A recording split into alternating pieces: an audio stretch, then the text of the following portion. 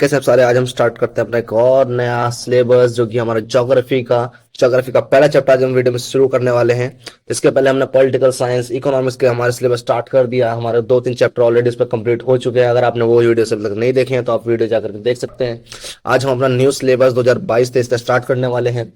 Geography का ये पहला चैप्टर है, हमारी फर्स्ट बुक क्लास 12। तो बिना टाइम वेस्ट किए हम लोग शुरू करते हैं इस चैप्टर को।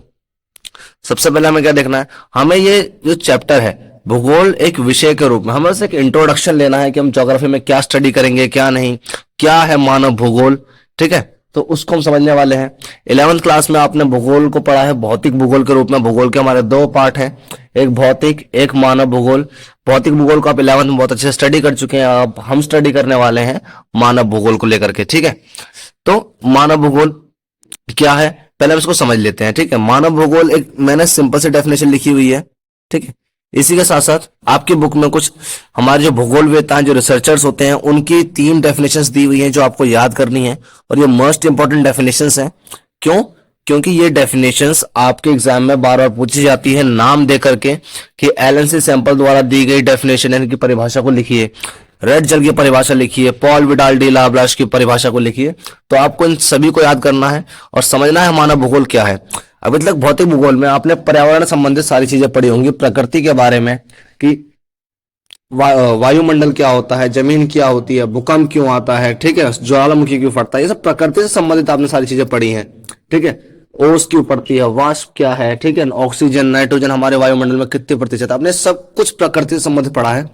अब हम इसके अंदर क्या देखने वाले हैं, मानव भूगोल में मानव और प्रकृति दोनों के बीच के संबंधों को पढ़ते हैं। मतलब हम जो मानव है हम किस तरीके से प्रकृति से लिंक है और प्रकृति किस तरीके से हमारे से लिंक है। ठीक है, और इनके बीच में हम लोग कैसे कैसे क्रियाएं करते हैं, इनको जब हम स्टडी करते हैं तो इसको हम मानव भूगोल कहते हैं। जैसे अगर हम पानी पीते हैं तो पानी इंसान के लिए है। ठीक है, हम पानी प्रकृति से लेते हैं और इंसान इसका इस्तेमाल करता है। ये हमारी जो क्रियाएं हैं वो सारी प्रकृति से संबंधित है।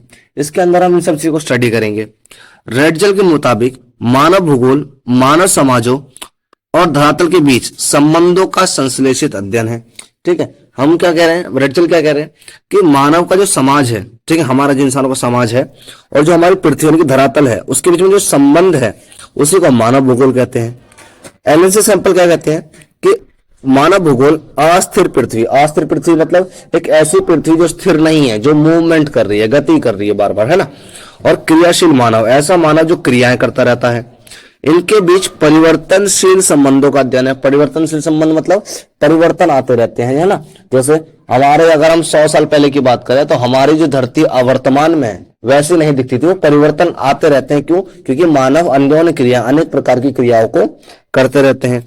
तो एलन सी सैंपल क्या कर रही है कि हमारी जो अस्थिर पृथ्वी है वो क्रियाशील मानव के बीच में जो परिवर्तनशील अध्ययन है उसको हम मानव भूगोल के नाम से जानते हैं।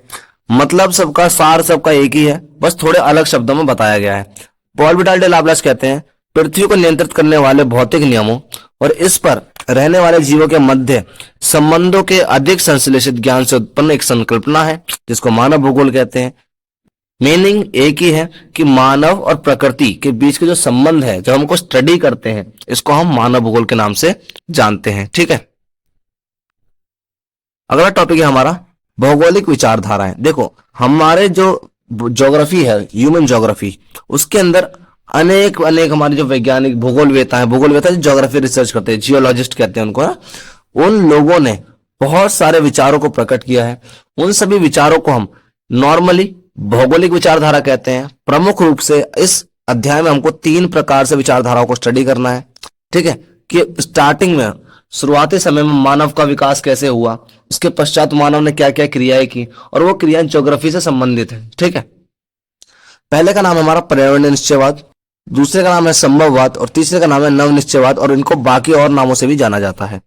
ठीक है, तो चलिए इनको स्टडी करते हैं कि क्या विचारधाराएं हैं, क्या ये बताना चाहती हैं। पहला पर्यावरणीय निश्चयवाद या फिर इसको हम नियतिवाद के नाम से भी जानते हैं। ये क्या कहती है, आप इसको स्टडी करने से पहले आप अपने माइंड में एक इमेज को क्रिएट करिए कि एक आदि मानव है, ठीक है, आदिम अवस्था है इंसान की, और वो किस तरीके का जीवन बिताते हैं। उनके पास कोई टेक्नोलॉजी नहीं है ना, कोई वो नहीं है, अपना कोई गैजेट नहीं है उनके पास में, है ना। वह पूरी जिंदगी प्रकृति पे निर्भर रह के गुजार रहे हैं, है ना। पेड़ पौधों से वो खाना ले रहे हैं, ठीक है, पेड़ पौधों के नीचे रह रहे हैं, ठीक है। जैसा प्रकृति में बदलाव आ रहा है वो उसके अपने ऊपर सहन कर रहे हैं, ठीक है। उनके पास कोई ऐसा डेवलपमेंट जैसी चीज नहीं है, मोबाइल वगैरह तो बहुत बड़ी चीज है, उनके पास कोई यातायात का साधन भी नहीं है, ठीक है। तो ऐसे जीवन शैली को थोड़ा आप अपने माइंड में इमेजिन करिए जब आदिम अवस्था है ना, सब लोग आदि मानव है। उस समय की जो प्रारंभिक अवस्था है उसको हम पर्यावरणीय निश्चयवाद के नाम से जानते हैं। कैसे, तो पढ़ते हैं। प्रारंभ में मानव आदिम अवस्था में था, आदिम अवस्था में था मतलब आदि मानव वाली अवस्था को आदिम अवस्था कहते हैं। प्रकृति के अनुसार वो स्वयं को ढाल लिया करता था, मतलब जैसा प्रकृति में परिवर्तन आता था मनुष्य अपने आप को उस तरीके से रहना सीखा लेता था, है ना। अगर ठंड बहुत ज्यादा है प्रकृति में तो मानव अपने आप को ऐसा ट्रेन करता था कि वो ठंड में जीवित रह सके, ठीक है। इस समय प्रौद्योगिकी, प्रौद्योगिकी मतलब होता है टेक्नोलॉजी, है ना। कोई भी टेक्नोलॉजी को हिंदी में क्या कहते हैं हम, प्रौद्योगिकी, ठीक है। उस समय टेक्नोलॉजी का स्तर नहीं था, टेक्नोलॉजी उस समय कहां थी, कोई टेक्नोलॉजी नाम की चीज नहीं थी उस समय, ठीक है। लोग इंसान उस समय ठीक से बोल नहीं पाते थे, तो टेक्नोलॉजी का स्तर तो बहुत ही अलग चीज हो गई। मानव विकास बिल्कुल कम था, मानव विकास उनके लिए ऊपर था ही नहीं, मानव विकास को उनको मतलब नहीं पता, है ना, कि मानव विकास क्या होता है, ऐसी कई चीज भी होती है ना। वो जैसा जीवन उनको मिल रहा वो वैसे जीवन अपने यापन कर रहे थे, मानव विकास वो कर रहे थे लेकिन बहुत धीमी गति से, ना के बराबर हम उसको आज की डेट में कह सकते हैं। मानव प्रकृति को सुनता था, उस समय प्रकृति जैसा चाहती थी मानव को वो करना पड़ता था, वह उसकी पूजा करता था, उसकी प्रचंडता से डरता था। मानव क्या करता था, प्रकृति से पूर्ण रूप से डर के रहता था, वह उसकी पूजा करता था, वह प्रकृति को माता प्रकृति के रूप में पूजा करता था, ठीक है। वह संसाधनों के लिए प्रकृति पर निर्भर रहता था, मतलब जब तक उसे कोई संसाधन प्रकृति से नहीं मिलता, अगर उसे फल फ्रूट खाने के लिए जो साधन चाहिए उसको, वो प्रकृति से नहीं मिलते, पेड़ पौधे लकड़ी जलाने के लिए उसे प्रकृति से नहीं मिलती, है ना। अगर वहां पे उनको खाने के लिए पेड़ पौधे फल फूल वगैरह नहीं है तो वो लोग क्या करते, जानवरों को भी खाते थे, जानवर भी उन्हें प्रकृति से मिलते थे। तो उनके सारे संसाधनों के लिए वो जो निर्भर थे वो प्रकृति के ऊपर ही निर्भर थे, प्रकृति ही उनको जो देती थी वह उसमें अपना जीवन यापन कर लिया करते थे, ठीक है। इसी प्रकार की अवस्था को हम पर्यावरणीय निश्चयवाद के नाम से जानते हैं। यही वो अवस्था है जिसको हम पर्यावरणीय निश्चयवाद कहते हैं। इस अवस्था को हम निश्चयवाद भी कहते हैं, इस अवस्था को हम नियतिवाद भी कहते हैं, ठीक है। तो ऐसी अवस्था जिस समय मानव आदिम अवस्था में था, आदि मानव की अवस्था में था और प्रकृति से डर के रहता था, प्रकृति को सुनता था मतलब जैसे अगर प्रकृति चाहती है कि वो बाहर ना जाए, तो बारिश हो रही है तो बारिश में बाहर नहीं जाता था, है ना। अगर गर्मी पड़ रही है तो वो गर्मी को सहता रहता था, है ना।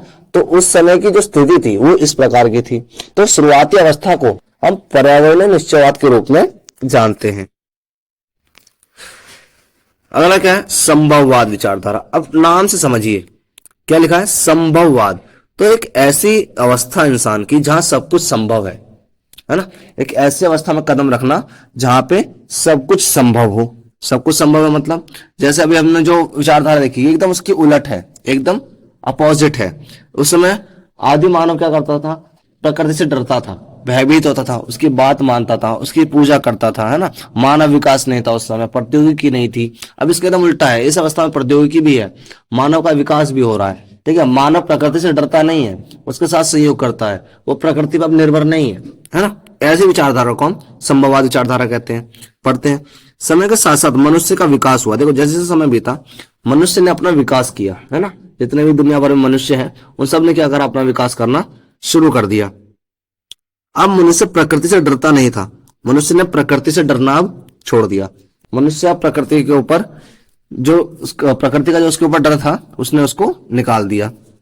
अब मनुष्य प्रकृति को खुद के अनुसार ढालने लगा, प्रकृति को अपने हिसाब ढालने लगा। जैसे अब हमारे यहाँ ठंड पड़ती है, हम लोग हीटर का इस्तेमाल करते हैं, हमारे यहाँ गर्मी पड़ती है, हम एसी कूलर पंखे का इस्तेमाल करते हैं ताकि गर्मी का असर हमारे ऊपर ना हो। पहले हमको ये सब सहना पड़ता था, जो आदि मानव था इन चीजों को सहता था क्योंकि वो प्रकृति के अनुसार खुद को ढाल रहा था। लेकिन अब हम प्रकृति को अपने अनुसार ढाल रहे हैं। प्रकृति में गर्मी है, हम ठंड का मजा ले रहे हैं, प्रकृति में सर्दी है, हम हीटर का मजा ले रहे हैं, है ना। हम प्रकृति के अपोजिट खड़े हो जाते हैं जाकर के। तो हम प्रकृति को अपने अनुसार बदलना शुरू कर दिए हैं। मनुष्य प्रकृति से स्वतंत्र होकर रहने लगा, स्वतंत्र होकर वही आजाद हो गया, है ना। अगर प्रकृति गर्मी दे रही है तो हम ठंड में मजे ले सकते हैं आज की डेट में, ऐसी कंडीशन में हम आ चुके हैं। मनुष्य प्रकृति में परिवर्तन कर सकता है। अब आप खुद देखिए प्रकृति में कितना ज्यादा परिवर्तन मनुष्य ऑलरेडी ला चुका है। मनुष्य की जो छाप है, उसकी जो विकास की छाप है, वो प्रकृति में साफ साफ नजर आती है। पहले हमारा पूरा विश्व जो आदि मानव की अवस्था में था, पूरा हरा भरा हुआ करता था, ग्रीनरी। आज के समय में अधिकतर जो जगहें हैं वहां पे पेड़ों का नामो निशान नहीं है। हमारे जो वायुमंडल है उसमें अनेकों परिवर्तन आ चुके हैं। आपने 11वीं क्लास में पढ़ा होगा कि हमारी जो वायुमंडल में ओजोन लेयर है, ओजोन परत है, उसके अंदर अत्यंत जो है हानि हो चुकी है, उसमें छेद हो चुके हैं जो कि हमें बहुत ज्यादा हानिकारक रेडिएशन देते हैं, है ना। वहां से सूरज की रेडिएशन है उसको वो छान नहीं पाते, सफा नहीं कर पाते हैं, और भी अनेक चीजें हैं जिससे हमने क्या करा है, प्रकृति के ऊपर बदलाव ला दिए हैं, है ना। मनुष्य ने संसाधनों का इस्तेमाल भी करना शुरू कर दिया। हुआ क्या, पहले जो मनुष्य था वो संसाधन वही इस्तेमाल करता था जो प्रकृति से उसे मिल रहे थे, लेकिन आज वर्तमान के समय में जो मनुष्य है वो संसाधनों को निकालता है जमीन के अंदर से, उसका इस्तेमाल कर लेता है ना। हम लोग कोयला, पेट्रोलियम वगैरह जमीन के अंदर से निकाल के संसाधनों को ढूंढ ढूंढ के अब हम लोग क्या करते हैं, इस्तेमाल करते हैं। पहले के जो आदि मानव अवस्था में जो लोग हुआ करते थे, वो लोग संसाधनों का इस्तेमाल नहीं किया करते थे, ठीक है। मनुष्य ने प्रौद्योगिकी का भी काफी विकास किया। हमारे यहाँ पे टेक्नोलॉजी बहुत ज्यादा हो चुकी है ना। पहले कोई सोच भी नहीं सकता था कि कोई व्यक्ति कुछ दूरी पे रह करके बात कर सकते हैं, लेकिन आज हम हजारों किलोमीटर की दूरी पे भी एक दूसरे से बात कर सकते हैं। ये हमारी टेक्नोलॉजी है। हम कंप्यूटर जैसी बहुत सारी चीजों को इस्तेमाल कर रहे हैं, हमारी टेक्नोलॉजी है। और ये तो आज की डेट में बहुत छोटी चीजें होती जा रही हैं। अब दुनिया में एआई जैसी चीजों को डेवलप कर लिया गया है। इन चीजों को हम टेक्नोलॉजी ही कहते हैं। टेक्नोलॉजी आज की डेट में बहुत ज्यादा विकसित हो चली है। इस विचारधारा को समर्थन किसने दिया है? इस विचारधारा को समर्थन देने वाले थे पॉल विडाल डी लाब्लाश, ठीक है।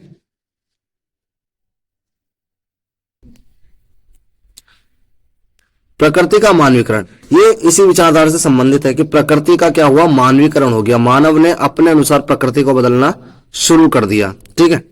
समय के साथ साथ मानव पर्यावरण और प्रकृति बलों को समझने लगा। मानव क्या करने लगा, पर्यावरण को और प्रकृति का जो बल है उसको समझने लगा, ठीक है। मानव ने सामाजिक और सांस्कृतिक विकास करना शुरू कर दिया। जो सामाजिक विकास है, सांस्कृतिक विकास वो हमने करना शुरू कर दिया।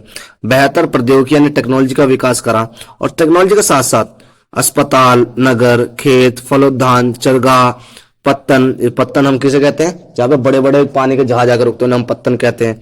अंतरिक्ष में उपग्रह, उपग्रह मतलब सैटेलाइट्स को हम उपग्रह कहते हैं हिंदी के अंदर, है ना। इन चीजों को भी हमने डेवलप किया। तो ये क्या दिखा रहा है, हमने प्रकृति का मानवीकरण कर दिया, मतलब प्रकृति को मानव के अनुसार परिवर्तन करना शुरू कर दिया। प्रकृति अब मानवीकरण में बदलती जा रही है। मानव अपने अनुसार प्रकृति को पूरा बदल रहा है, इसी को प्रकृति का मानवीकरण कहते हैं, ठीक है।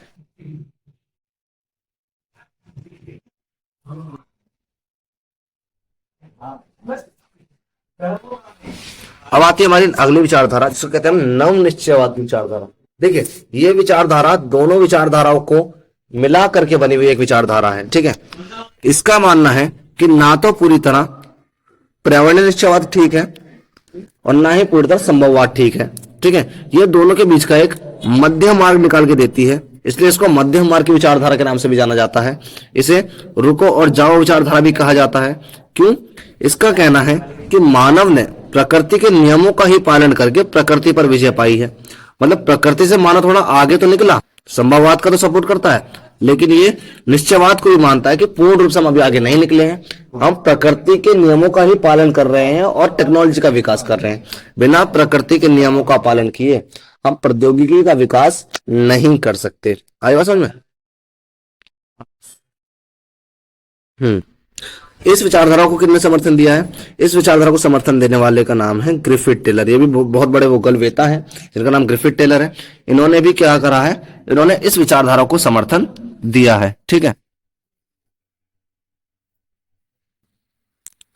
प्रौद्योगिकी का विकास, अब हमें समझना है, जो हमने पहले देखा कि मानव ने प्रकृति के नियमों का पालन करके ही प्रौद्योगिकी का विकास किया है, तो वो किस तरीके से सत्य है। हमने कौन कौन से कुछ उदाहरण देखने हैं जो कि हमारे बुक में दिए हुए हैं, जो कि यह तथ्य दिखाते हैं कि हमने प्रकृति को जो नियम है उन्हीं का पालन कर करके मानव का विकास किया है, टेक्नोलॉजी का विकास किया है, ठीक है। तो प्रौद्योगिकी का विकास सिंपल सी बात है, मानव ने प्रकृति के नियमों को समझने के बाद ही टेक्नोलॉजी यानी कि प्रौद्योगिकी का विकास किया है। इसके कुछ उदाहरण हमारे पास हैं जो आपकी बुक में दिए हुए हैं। कौन से हैं कि ऊष्मा और घर्षण। ऊष्मा और घर्षण मतलब हीट, और जो हम किसी को घिसते हैं, घर्षण, ठीक है। तो उसी की संकल्पना को इस्तेमाल करके, उसी नियम को इस्तेमाल करके, जो प्रकृति का एक नियम है कि घर्षण करने पे ऊष्मा पैदा होती है, उसी से हमने आग की खोज की, है ना। पहले के समय में जब आदि मानव ने आग खोजी थी, उनके लिए एक बहुत बड़ी उपलब्धि थी, है ना। तो घर्षण और ऊष्मा का जो नियम है उसका इस्तेमाल करते हुए ही हमने आग की खोज की, जो कि आज हमारी जिंदगी में हमारी मदद करती है, ठीक है।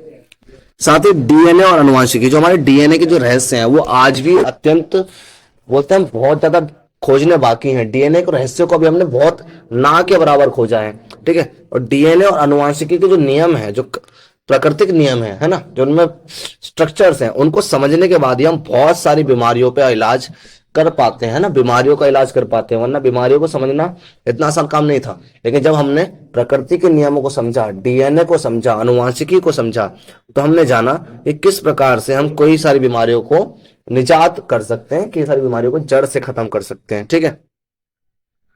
फिर आता है हमारा वायु गति के नियम। वायु गति के नियम मतलब हमने बहुत सारे बड़े बड़े वाहन बना रखे हैं, हमने बाइक साइकिल से लेकर के एरोप्लेन तक बना रखा है, जो कि हमारे यातायात परिवहन में बहुत सहायता प्रदान करते हैं। ये भी हमने वायु और गति के नियमों को जानने के बाद में ही बनाए हैं, ठीक है। इनको बनाने के लिए, वाहनों को बनाने के लिए हमें वायु के गति के नियमों को पढ़ना पड़ता, समझना पड़ता, और ये वायु और गति के नियम प्रकृति के नियम है, ठीक है। ये हमारा जो चैप्टर है ये और भी है थोड़ा बहुत, लेकिन हमने इस वीडियो में मेन काफी सारे टॉपिक्स को समझा है। छोटी छोटी चीजों के लिए आपको एक बार एनसीईआरटी को रीड करना होगा, बाकी आपका चैप्टर बहुत इजीली कवर अप हो जाएगा। ये जो बातें मैंने आपको बताई, ये बात आपको कम से कम याद रखनी है। आप इसी चीजों से अपना अच्छा खासा स्कोर कर सकते हैं। बाकी चीजें इंपॉर्टेंट है, पर मोस्ट इंपॉर्टेंट चीजें मैंने आपको कवर करवा दी है, ठीक है। अगर आपको ये वीडियो थोड़ी बहुत समझ में नहीं आई है तो आप इस वीडियो को दोबारा भी देख सकते हैं। अगर आपको कोई डाउट है तो आप मुझसे नीचे कमेंट में पूछ सकते हैं। बाकी हम लोग इसी तरीके से हमारे और भी सिलेबस को आगे कवर करते चले जाएंगे। हमने ऑलरेडी पॉलिटिकल साइंस के 2 चैप्टर्स को कवर अप कर लिया है, इकोनॉमिक्स के हमने 3 चैप्टर्स को कवर अप कर लिया है और पहली यूनिट को पूरा कवर कर लिया है, और साथ ही साथ आज हमने ज्योग्राफी के पहले चैप्टर को भी कवर कर लिया है। इसी के साथ साथ history, political, sociology, English, Hindi, इसकी भी वीडियोस हमारे चैनल पर जल्दी आने वाली हैं। अगर आप अपनी पढ़ाई को बस स्मूथली आगे रन करना चाहते हैं, वो अच्छे से समझना चाहते हैं चैप्टर्स को, तो आप हमारे चैनल से जुड़ सकते हैं, ताकि आप अपने स्कोर को और अच्छा कर सकें और साथ ही सीयूटी जैसे एग्जाम्स को टैकल कर सकें। बाकी हम मिलते हैं आपसे अपने नेक्स्ट वीडियो में, जब तक के लिए जय हिंद।